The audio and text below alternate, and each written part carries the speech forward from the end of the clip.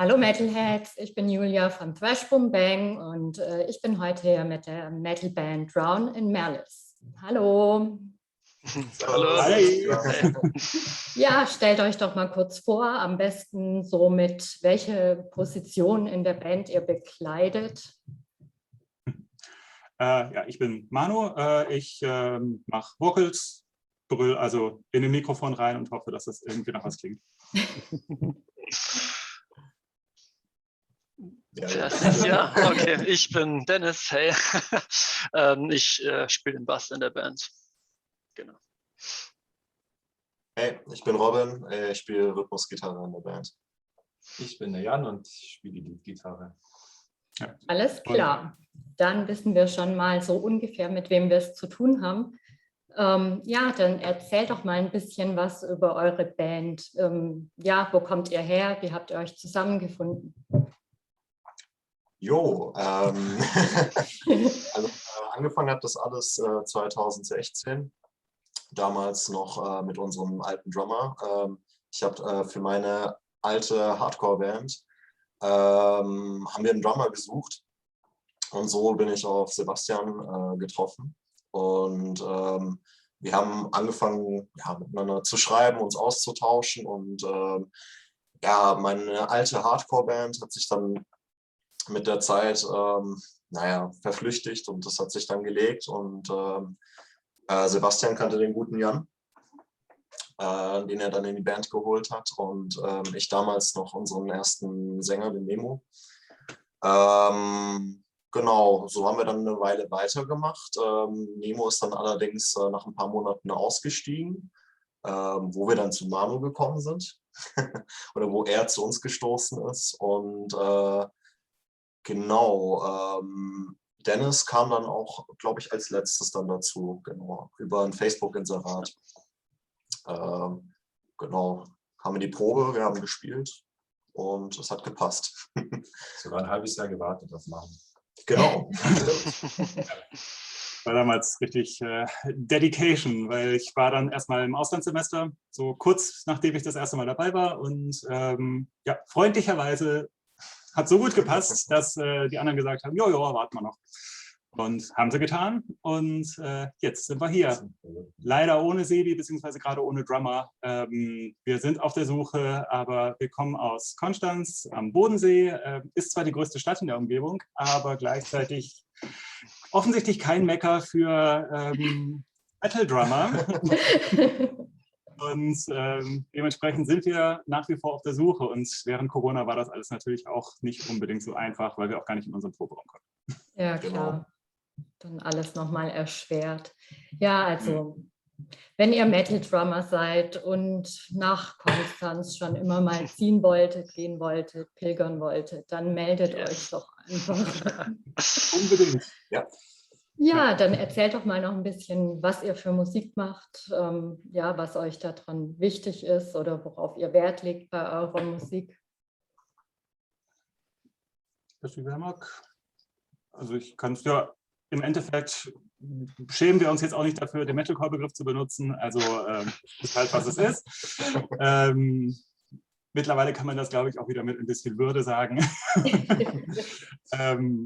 Ja, also es ist Metalcore, ich glaube, da gibt es keine zwei Meinungen, so wie es gerade ist. Im Endeffekt versuchen wir so ein bisschen vielleicht so diesen Spirit, der eher aus Mitte 2000er, Anfang 2000er Metalcore-Richtung kam, so ein bisschen einzufangen, aber gleichzeitig natürlich schon unser eigenes Ding machen. Ich glaube, wir sind sicher nicht die Band mit den härtesten Breakdowns und den schnellsten Parts und allem und wir sind auch nicht sonderlich daran interessiert, jetzt die brutalste Musik zu machen oder so. Es geht uns wirklich mehr darum, dass wir Atmosphäre halt haben und ja, ich glaube, wir sind eine relativ melodische Metalcore-Band. Was ja jetzt kein Fehler ist oder keine Schande oder so. Hoffentlich nicht. Sonst würden wir das hier, glaube ich, auch nicht machen. Okay. Ja, wir sind ja heute unter anderem auch hier, um euren neuen Song so ein bisschen ins Visier zu nehmen. 2020, korrigiert mich, falls ich was Falsches erzähle. Genau, weil ich dachte, so, jetzt 20XX, also die X sind Platzhalter für jedes weitere Jahr, das noch mutmaßlich kommen kann, kommen wird, auch schon vielleicht war. Aber du bist jetzt tatsächlich die Erste, die jetzt sagt, dass es auch 2020 sein kann, was total Sinn macht. Und Alte Lateinerin.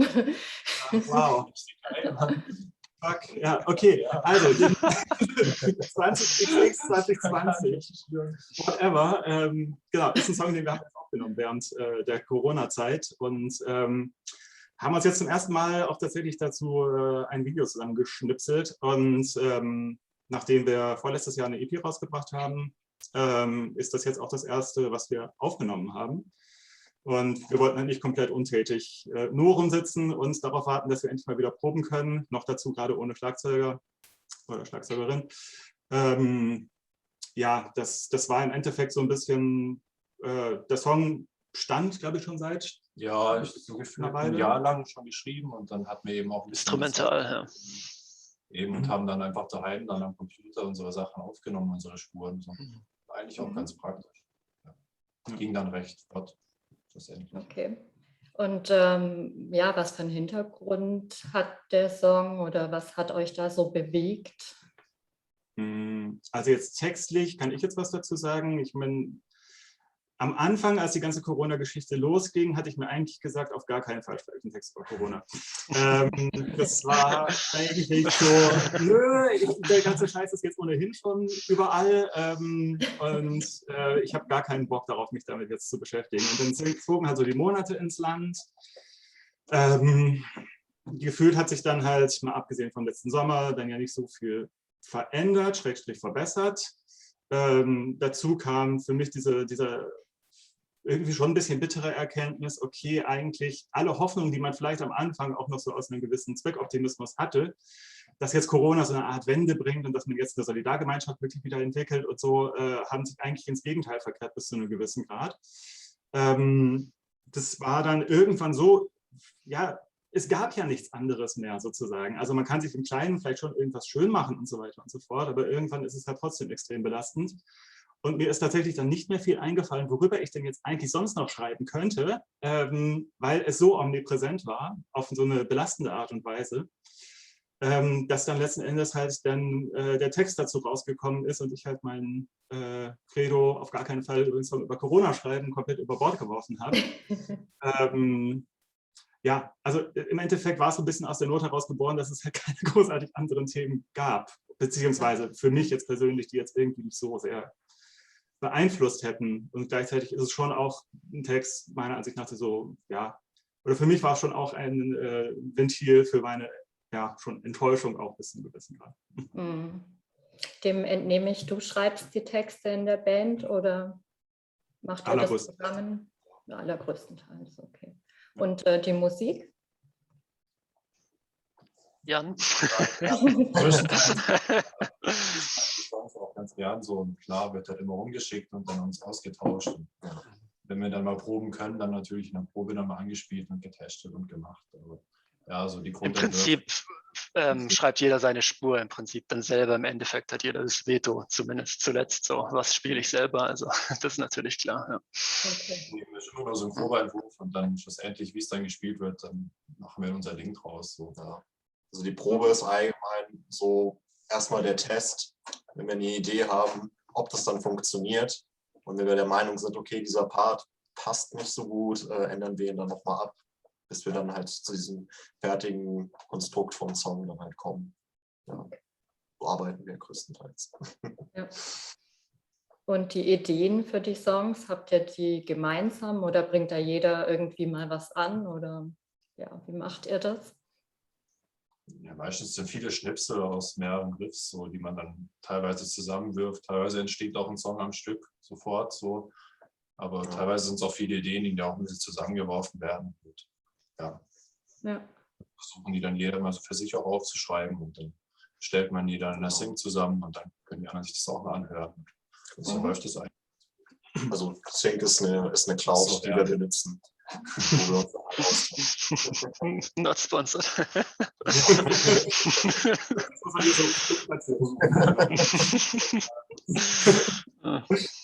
Genau, also wir sind jetzt nicht die Band, die jetzt, also es hat sich noch nicht so sehr bewährt, dass wir jetzt einfach im Proberaum sind und jammen. Also das, ich glaube, das können andere Bands besser. Bei uns funktioniert es tatsächlich ein bisschen strukturierter. Da werden die Songs tatsächlich vorm Computer mehr geschrieben. Also man sitzt mit Gitarre, mit dem Bass vorm PC und jammt ein bisschen vor sich selber was hin, sammelt die Ideen im PC und dann schicken wir sie eben in unserem Cloud-Service halt uns gegenseitig, tauschen das aus. Ja, okay. Ja, da hat ja jeder so seinen Weg oder seine Art, das zu machen. Genau, damit eben dadurch, klar, ist auch so ein bisschen Klischee, kann jeder sein bisschen seine Einflüsse, seinen Stil in die Band einbringen, seinen Stempel ein bisschen aufdrücken. Ja. Ich kann gar nichts sagen. Ja, die Texte halt. Ne? Ihr macht einfach und ich bin zufrieden. Ich muss zufrieden sein, genau. Ja, ich macht mal nicht so bewährt. Die Texte sind ja auch wichtig, also würde ich jetzt. Ja, versteht keiner, aber ja, verstehen dann wieder Leute, die nicht sprechen nicht. Konzerten hat es bisher immer geklappt. Bei Konzerten ja, mit Ausnahme einmal in Österreich gespielt haben, aber sonst hauptsächlich Deutschland. Gut, in der Schweiz Ja. auch. Oh Gott, ja. Echt? Stimmt. Ja. Also, es ist halt bei uns so nah, dass man das manchmal vergisst, dass das ja ein anderes Land ist. Ja. Ist- Ja, ihr habt ja auch ein sehr spannendes Video zu dem Song gemacht, in dem viele verschiedene Themen angerissen werden. Wie seid ihr denn auf die Idee gekommen und ja, was wollt ihr damit ausdrücken? Also die ursprüngliche Idee, aus der das Ganze dann geboren wurde, war eigentlich, dass wir so ein richtig klassisches Lyric-Video machen. Wir hatten weder Lust noch ein Schlagzeug, um ein Performance-Video sozusagen zu machen. Und kein Budget. Und kein Budget, aber ich glaube, das wäre auch das geringste Problem gewesen. Und daraus hat sich dann so ein bisschen die Idee entwickelt. Also wir haben dann überlegt, okay, klar, Lyric-Video kann ja jeder. Einfach den Text reinkloppen und gut ist. Haben wir erstmal überlegt, okay, was sind jetzt eigentlich so, was wären denn gute Bilder, die vielleicht so ein bisschen im Hintergrund laufen könnten. Und ja, jetzt haben wir das Ergebnis, wir haben keinen Text im Video, aber dafür sehr viele Bilder. Die Grundidee dahinter, da waren vor allen Dingen Jan und ich eigentlich dann beim Schnitt, beziehungsweise wir haben das dann von einem Freund von uns schneiden lassen. Das haben wir dann auch richtig schön digital gemacht, also auch via Videokonferenz quasi live. Liebe Grüße an Örti. Liebe Grüße an Örti, der das gemacht hat. Ja, vielen Dank. Ja, und die Grundidee war, also der Text war eigentlich schon ein bisschen gemünzt auf die Corona-Situation.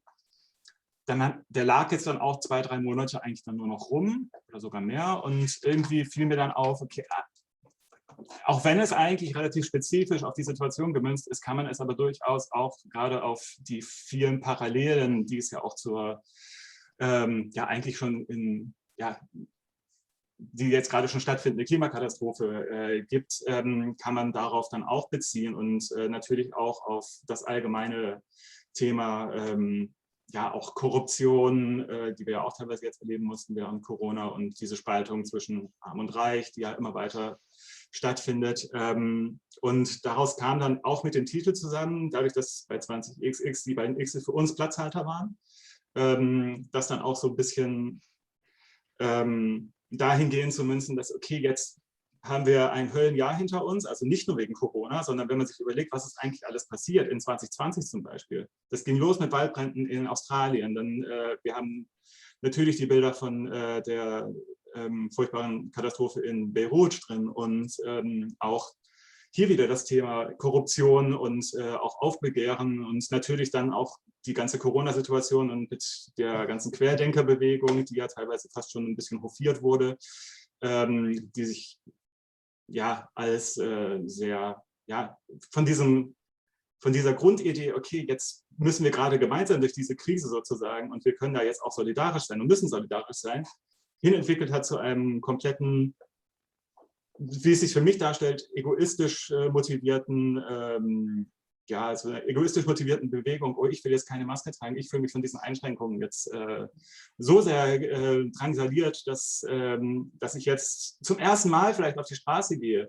und mich dann darüber beschwere, dass ich ja nichts mehr sagen darf, obwohl ich gerade alles gesagt habe. Jeden Bullshit, den es gab, wurde im Zweifel im Zuge dieser Querdenken-Demonstration ja auch gesagt. Deshalb haben wir auch dann diese